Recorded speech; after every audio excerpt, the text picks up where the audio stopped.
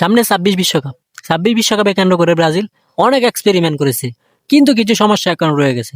তার ভিতরে প্রথম যে সমস্যাটা, সেটা হচ্ছে তাদের দুটা ফুলব্যাক। দেখেন, ব্রাজিল একটা সময় বিশ্বমানের ফুলব্যাক ছিল, যেরকম Roberto Carlos, Cafu, Marcelo, Dani Alves. এই টাইপের ক্যারেক্টার কিন্তু এখন ব্রাজিলে আসে না। যেরকম একটা সময় লেফট ফুলব্যাকে যখন রোবার্তো কার্লোস খেলতো, সে জায়গাটা তিনি ডোমিনেট করতেন। যেরকম তিনি ডিফেন্সিভলি ভালো ছিলেন, তেমন তিনি অফেন্সিভলি ভালো ছিলেন। তার যে দূরপাল্লার শটগুলি এবং তিনি যে ফ্রি কিকগুলি নিতেন, অপোনেন্টের গোলকিপার থেকে শুরু করে ডিফেন্ডার সকলের কিন্তু পাকা পাকা বেচুর হয়ে যেত। মানে তিনি এরকম পাওয়ারফুল একটা ফুটবলার ছিলেন, এবং তিনি একটা ডেক পেয়েছিলেন, দ্য বুলেটম্যান রোবার্তো কার্লোস। এবং তিনি যখন অবসরে চলে যান, সে জায়গাটা একটা ফুটবলার আসেন, তিনি হচ্ছেন মার্সেলো। মার্সেলো কিন্তু রোবার্তো কার্লোসের মতো এরকম ডোমিনেট করেন সেই জায়গাটা।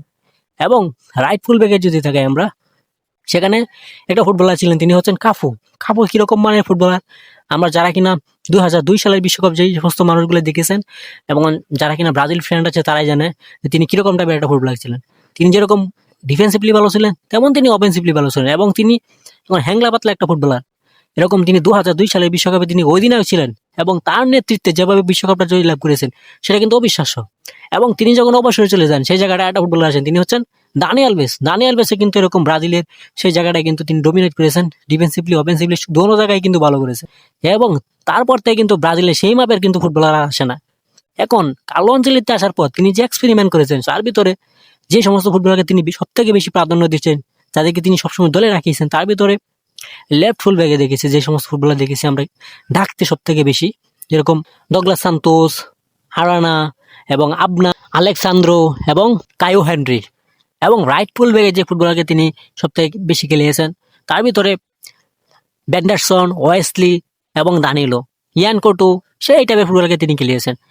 এরকম এই ফুটবলারকে খেলার পরেও যে সমস্ত ফুটবলার যাওয়ার সম্ভাবনা খুবই বেশি 26 ওয়ার্ল্ড কাপে কার্লো আনচেলত্তি যেগুলোকে তিনি সিলেক্ট করে রেখেছেন অলরেডি, তার ভিতরে লেফট ফুল ব্যাকে যে ফুটবলারটা দেওয়ার সম্ভাবনা খুবই বেশি আলেক্সান্দ্রো। দেখেন, আলেক্সান্দ্রো একজন ডিফেন্সিভলি তিনি কিন্তু অনেক সলিড, সেই জায়গায় কিন্তু এই ফুটবলার যেতে পারেন। দেখেন, ফুটবল বিশ্বকাপে এরকম যেরকম ডিফেন্সিভলি দরকার, এরকম অফেন্সিভলি এরকম ফুল ব্যাক দরকার। তার ভিতরে আলেক্সান্দ্রো যাওয়ার সম্ভাবনা থাকা বেশি। তিনি ডিফেন্সিভলি যেহেতু স্ট্রং, 26 ওয়ার্ল্ড কাপে যে দেখবেন যখন কিনা সেমিফাইনাল, ফাইনাল এই টাইপের ম্যাচগুলিতে কিন্তু টাইট সিচুয়েশন থাকে, এখন 50-50 চান্স থাকে, এরকম ম্যাচে কিন্তু এরকম আলেক্সান্দ্রোর মতো ক্যারেক্টারকে খেলাতে চেষ্টা করবে ডিফেন্ডার। কারণ সেখানে কোনো অপোনেন্ট কোনো সময় আপনাকে কোনো সময় ছাড় দিতে চাইবে না, অপোনেন্ট সবসময় আপনাকে চাপে রাখবে। যেরকম উইঙ্গার, বিশ্বমানের উইঙ্গার থাকবে, এই টাইপের উইঙ্গারকে আটকানোর জন্য এরকম আলেক্সান্দ্রোর মতো ক্যারেক্টার লাগবে।